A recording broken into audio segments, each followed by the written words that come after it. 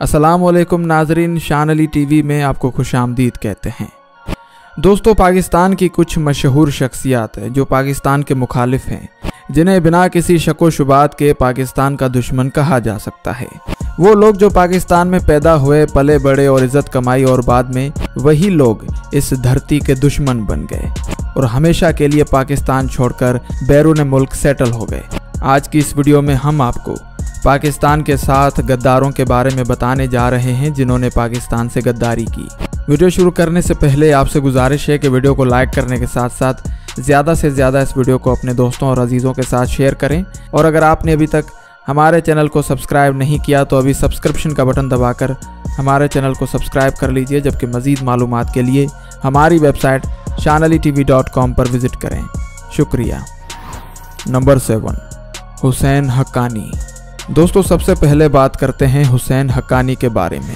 ये शख्स गद्दारों की लिस्ट में 7वें नंबर पर आता है। हुसैन हक्कानी 1 जुलाई 1956 को कराची में पैदा हुआ। ये एक जर्नलिस्ट, एकेडमिक, पॉलिटिकल एक्टिविस्ट और साबिक पाकिस्तान एम्बेसडर श्रीलंका और अमेरिका है। इस शख्स ने अमेरिका में रहते हुए पाकिस्तान के खिलाफ एक किताब लिखी जिसे इसराइली यहूदियों और अमेरिकियों ने काफ़ी सपोर्ट किया। यह शख्स जनरल ज़िया उल हक के दौर में सियासत में आया। नून लीग के दौर में नवाज शरीफ को काफ़ी सपोर्ट किया और जब नवाज शरीफ वज़ीर आज़म बन गए तो उसका स्पेशल असिस्टेंट बन गया। जब पीपल्स पार्टी का दौर आया तो बेनज़ीर भुट्टो का भी स्पोक पर्सन बन गया और साथ ही साथ इसे हाउस बिल्डिंग फाइनेंस का चेयरमैन भी बना दिया गया। ये सब मेहरबानियाँ इस पर आसिफ जरदारी की थी। सन 1992 में मुल्क की तारीख का सबसे कम उम्र एम्बेसडर मुंतखब किया गया। सबसे पहले श्रीलंका में पाकिस्तान का सफ़ीर तैनात किया गया। उसके बाद सन 2008 में इसे अमेरिका में पाकिस्तान का सफ़ीर बना दिया गया। इसने अमेरिका में रहते हुए अमेरिका की तारीफ़ें जबकि पाकिस्तान के खिलाफ भौंकना शुरू कर दिया। ये शख्स इतना बड़ा चापलूस है जिसकी कोई मिसाल ही नहीं मिलती और अमेरिका ने अपनी मर्जी से इसे सफ़ीर मुकर्रर करवाया था क्योंकि अमेरिका अपने मुल्क के मफाद के लिए इसको इस्तेमाल कर रहा था। और इस शख्स ने अमेरिका के मफाद में और पाकिस्तान के खिलाफ हर मुमकिन कोशिश की और इसने बड़ी तादाद में अमेरिकियों को पाकिस्तानी वीज़ा जारी करके पाकिस्तान में एंटर होने की इजाज़त दे दी थी। इसके अलावा इसने पाक फ़ौज के खिलाफ काफ़ी ज़्यादा भौंका था, जिसके बाद ISI ने इसे 2 महीने के लिए गायब कर दिया। फिर कोर्ट आर्डर इशू होने के बाद इसे छोड़ दिया गया और ये पाकिस्तान छोड़कर भाग गया और तब से लेकर यह आज तक अमेरिका में रह रहा है और वहाँ बैठकर पाकिस्तान के खिलाफ मनगढ़ंत बातें कर रहा है। नंबर 6, तारिक फ़तेह। दोस्तों, ये शख्स पाकिस्तान का तो दुश्मन है ही, लेकिन ये इस्लाम का भी दुश्मन है और ख़ुद को मुसलमान कहलवाता है। 20 नवंबर 1949 को कराची में पैदा होने वाला तारिक फ़तेह एक जर्नलिस्ट और राइटर है। इसका ताल्लुक पंजाबी फैमिली से है। 1970 की मशहूर अखबार कराची सन में काम किया। 60 और 70 की दहाई में ये लेफ्टिस्ट के स्टूडेंट्स का लीडर था और आमरीत के दौर में इसे 2 बार जेल भी जाना पड़ा। जनरल ज़िया उल हक के दौर में इस पर गद्दारी का इल्ज़ाम लगा और इसकी सहाफ़त पर भी पाबंदी लगा दी गई थी। सन 1987 में सऊदी अरब चला गया, फिर वहाँ से कनाडा की इमिग्रेशन करवाकर कनाडा शिफ्ट हो गया और तब से लेकर आज तक ये पाकिस्तान और मुसलमानों के खिलाफ भौंकता चला आ रहा है। चंद साल पहले ये शख्स इंडिया गया और वहाँ मुसलमानों के खिलाफ हिंदुओं के साथ मिलकर प्रोपेगेंडा किया। ये शख्स जहाँ भी जाता है पाकिस्तान और मुसलमानों के खिलाफ मनगढ़ंत बातें करता हुआ नजर आता है। नंबर 5, मारवी सरमद। दोस्तों, मारवी सरमद के नाम से तो आप ज़रूर वाकिफ़ होंगे, अगर नहीं तो मेरा जिस्म मेरी मर्जी का नारा तो आपने ज़रूर सुना होगा। इस नारे की खालिक और पाकिस्तान में हुकूक के नाम पर ख़वातीन में बेहयाई फैलाने वाली औरत यही मारवी सरमद है। 11 जून 1970 को सियालकोट के एक गरीब और शरीफ घराने में जन्म लेने वाली ये औरत इस दौर में पाकिस्तान में बेहयाई फैलाने वाली और सबसे मुतनाज़ औरत तस्वुर की जाती है। ये एक सियासी मुबस्सर, सहाफ़ी और सोशल डेमोक्रेट है। इसने अपनी सहाफ़त और सोशल सरगर्मियों का आगाज़ 1990 में किया। इसने सन 2002 में औरत फाउंडेशन के कानून साज प्रोग्राम में शमूलियत इख्तियार की। 2004 में इसने अक़वाम मुत्तहिदा की तरक्याती प्रोग्राम में काम किया और ख़वातीन की हैसियत से मुतल्लिक कौमी कमीशन ख़वातीन की तरक्की की वफाकी वजारत के नाम पर पार्लियामेंट के साथ काम किया। पाकिस्तान में औरतों की आज़ादी और हुकूक के नाम पर मगरबी मुआशरे की बेरारवी और औरतों में बेहयाई परवान चढ़ाने पर इसे 2010 में हुकूमत पाकिस्तान की जानिब से सदर आसिफ अली जरदारी के हाथों ह्यूमन राइट्स अवार्ड और 2012 में फ्रेंड ऑफ पार्लियामेंट अवार्ड दिया गया। लेकिन ये औरत हमेशा पाकिस्तान और पाक आर्मी के खिलाफ बातें करती रहती है। इसीलिए पाकिस्तान में रहना ऐसे अच्छा नहीं लगता और ये बरतानिया में रहती है और वहाँ बैठकर औरतों के हुकूक के नाम पर पाकिस्तानी गैरतमंद लोगों और पाक आर्मी के खिलाफ जहर उगलती रहती है। और ये इतनी वाहियात है जिसने लाइव टीवी में दीनी रहनुमाओं और आलिमों से बदतमीज़ी भी की। मारवी सरमत का कहना है कि हिजाब एक गंदगी है और ये खुद को मुसलमान कहलवाती है, लेकिन हकीकत में इसका कोई दीन व मज़हब नहीं। ये एक लिबरल और आज़ाद ख्याल औरत है और पाकिस्तान में औरत मार्च का ड्रामा चलाकर बाकी औरतों को भी खुद जैसा बनाना चाहती है। नंबर 4, गुल बुखारी। दोस्तों, गुल बुखारी एक ब्रिटिश पाकिस्तानी जर्नलिस्ट है और इसकी पैदाइश 2 जुलाई 1966 को लाहौर में हुई थी और लाहौर से ही तालीम हासिल की। दोस्तों, गुल बुखारी के वालिद पाक आर्मी में मेजर जनरल थे, यानी ये एक जनरल की बेटी है जिसने पाकिस्तान के लिए कई जंगें लड़ी। लेकिन जनरल रहमत अली बुखारी की ये बेटी अपने ही मुल्क की आर्मी के खिलाफ है और अक्सर औकात पाक आर्मी और ISI के खिलाफ जहर उगलती रहती है। जून 2018 को लाहौर के छूने के इलाके से चंद नामालूम अफराद ने चंद घंटों के लिए गुल बुखारी को अगवा कर लिया। हालांकि उस इलाके में फ़ौज की भारी नफरी चेक पोस्टें मौजूद थीं।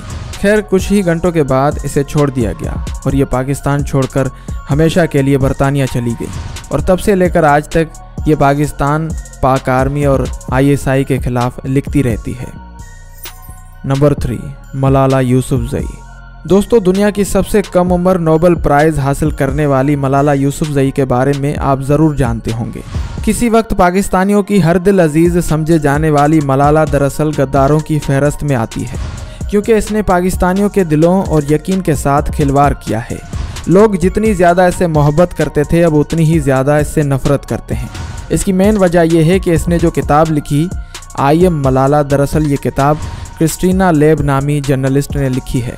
इस किताब में खुल्लम खुला पाकिस्तान, पाक फ़ौज और इस्लाम की मुखालिफत की गई है।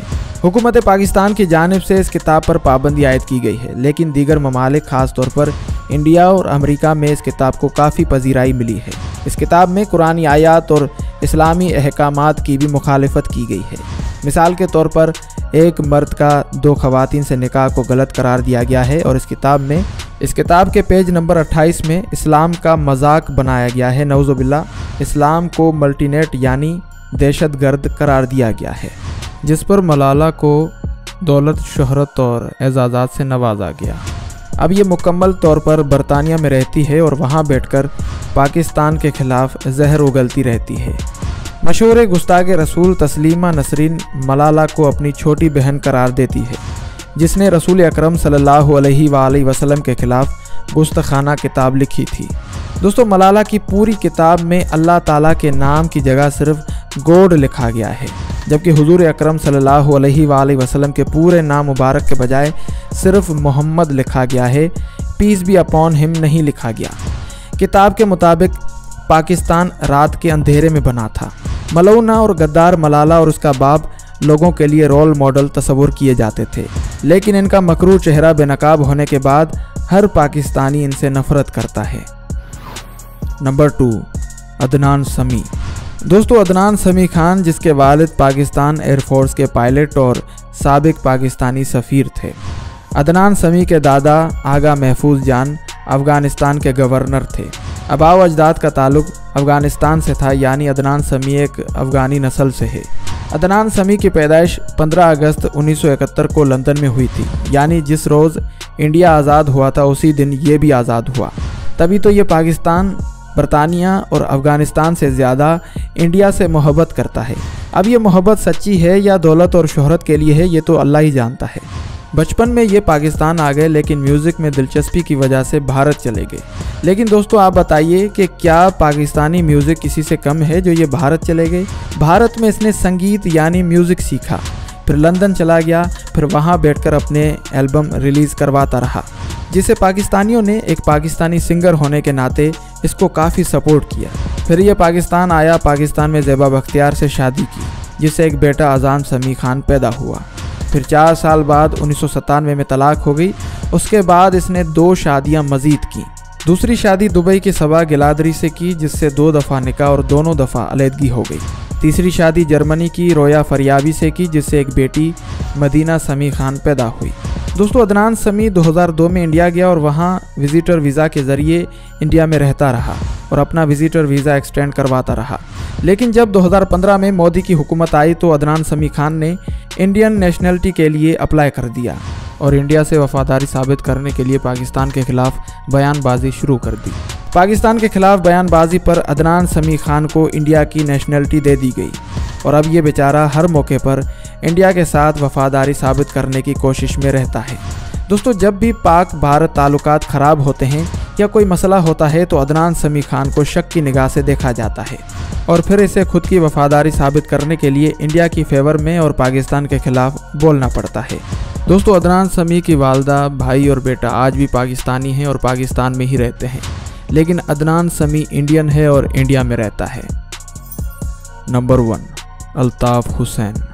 दोस्तों सबसे आखिर में आपको अल्ताफ़ हुसैन के बारे में बताते हैं, जिसने कई दहाइयों तक कराची पर राज किया, जिसकी एक फ़ोन कॉल और इशारे पर पूरा कराची बंद हो जाता था। अल्लाह पाक ने इस शख्स को इंतहाई इज़्ज़त और शोहरत से नवाजा, लेकिन इसने अपने ही मुल्क से गद्दारी की। अल्ताफ़ हुसैन का सिक्का पूरे कराची में चलता था। कराची के करोड़ों लोग अल्ताफ़ हुसैन के एक इशारे पर जमा हो जाते और इसके नारे लगाते, लेकिन इस शख्स ने जितना नुकसान कराची को पहुंचाया शायद किसी और ने ना पहुंचाया हो। हर हुकूमत का हिस्सा रहने वाले इस शख्स ने ज़ाती मफादात को पहले देखा, फिर जब इसका उरूज ज़वाल में बदलने लगा तो इसने पाकिस्तानी रियासत के खिलाफ बयानबाजी शुरू कर दी। इसके ऐसा करने पर आवाम भी इसके खिलाफ हो गई। फिर ये शख्स इंडिया की गोद में जाकर बैठ गया, फिर इंडिया से मदद भी मांगता फिरता रहा। फिर हुकूमत पाकिस्तान की जानिब से पाबंदियाँ भी आयद हो गई। फिर लंदन में मुकीम हो गया और वहाँ से अपनी सियासत और पाकिस्तान में दहशतगर्दी करवाता रहा। कराची में सिंधी महाजर के झगड़े भी इसी ने करवाए। फिर जब इसका पोल खुला तो इसके अपने ही लोग इसके खिलाफ हो गए और इससे लातल्की का इजहार कर दिया और ये शख्स लंदन में बैठकर पाकिस्तानी हुकूमत और फ़ौज के खिलाफ बयानबाजी करता दिखाई देता है। तो दोस्तों ये थे पाकिस्तान के 7 गद्दार जिन्होंने पाकिस्तान से गद्दारी की। आप तमाम तराबाब इनके बारे में क्या समझते हैं, अपनी राय का इज़हार कमेंट बॉक्स में ज़रूर करें। वीडियो पसंद आए तो वीडियो को लाइक करें, अपने अजीज़ों और दोस्तों के साथ इस वीडियो को शेयर करें और अगर आपने अभी तक हमारे चैनल शान अली टीवी को सब्सक्राइब नहीं किया तो अभी सब्सक्रिप्शन का बटन दबाकर हमारे चैनल को सब्सक्राइब कर लीजिए, जबकि मज़ीद मालूमात के लिए हमारी वेबसाइट shanalitv.com पर विज़िट कीजिए। अपना बहुत सारा ख्याल रखिएगा। मिलते हैं अगली वीडियो में। फ़ी अमानिल्लाह।